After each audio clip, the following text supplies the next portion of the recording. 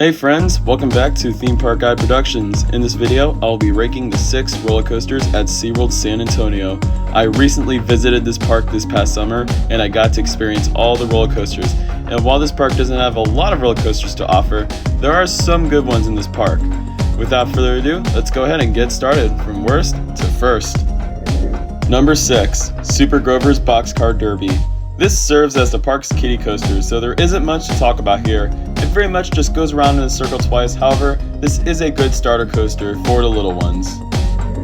Number 5, Journey to Atlantis. This one has always had a fair share of debate as to whether this is actually a roller coaster or not.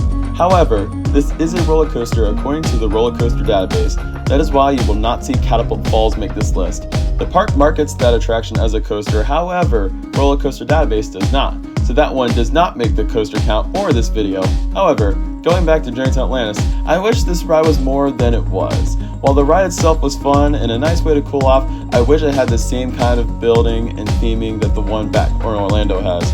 With such a cool name like that, this ride just didn't make sense to me. However, for what it is, I still enjoy this attraction, and it is a good ride to experience if you are looking to battle that brutal Texas heat. Number 4, Wave Breaker, the Rescue Coaster.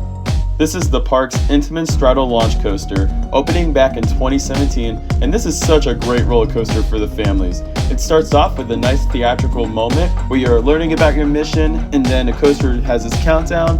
And getting into the coaster itself, this ride has 2 fun launches, some great twists and turns over the water, and this coaster does such a great job of making you feel like you're riding a jet ski. Not to mention, it is very smooth.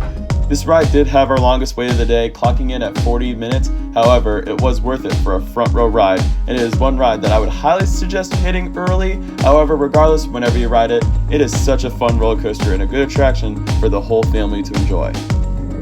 Number 3, Steel Eel. This is a Morgan Steel Hyperstyle coaster, and this was the toughest coaster to rank. However, this coaster left me very underwhelmed. While I did enjoy the views of this roller coaster and the airtime was fun, this is just such a janky roller coaster. Bottoming out of those hills was absolutely painful and it nearly caused some back pain on my end. However, I was told that the front row is smoother. I'm sure if I rode it in the front row that I'd rate this coaster higher, so I'll have to do that the next time.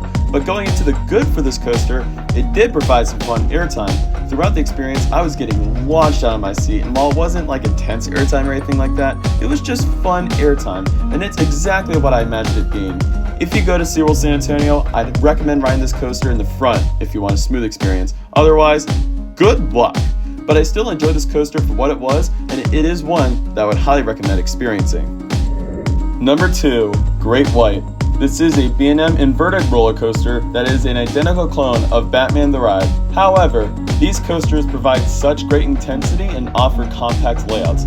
One thing that sucks with clone coasters is that each time you ride a new one, you're like, ugh, one of these again? However, with this clone, it's different. It offers a smooth ride and the G-forces are very strong. With some of these coasters, it's got good grayouts. This might be my weakest Batman clone, however, it is still a quality ride and it is one ride that you have to experience at SeaWorld San Antonio. Number 1, Texas Stingray. This is the park's GCI wooden roller coaster that, fun fact, opened a couple of weeks before the COVID-19 pandemic struck the world.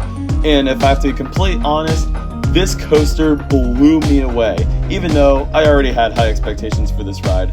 This coaster has no shortage of airtime, intensity, and it delivers a smooth ride throughout its course. Plus, flying through the structure, through trees, and a tunnel towards the end of the ride just made it feel like you were just going super fast. And in the end, I was sitting on the brake run in complete shock. For me, that is a quality recipe for a GCI wooden roller coaster, and Texas Stingray delivers in all categories. This is absolutely one of my favorite GCIs out there so far, and by far the best roller coaster at SeaWorld San Antonio. To summarize this video up, SeaWorld San Antonio offers a decent selection of roller coasters for the whole family to enjoy.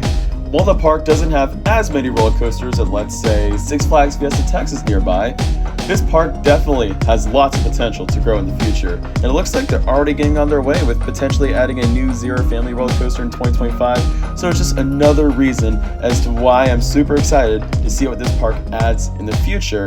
But for right now, this is how I currently rank the roller coasters at SeaWorld San Antonio.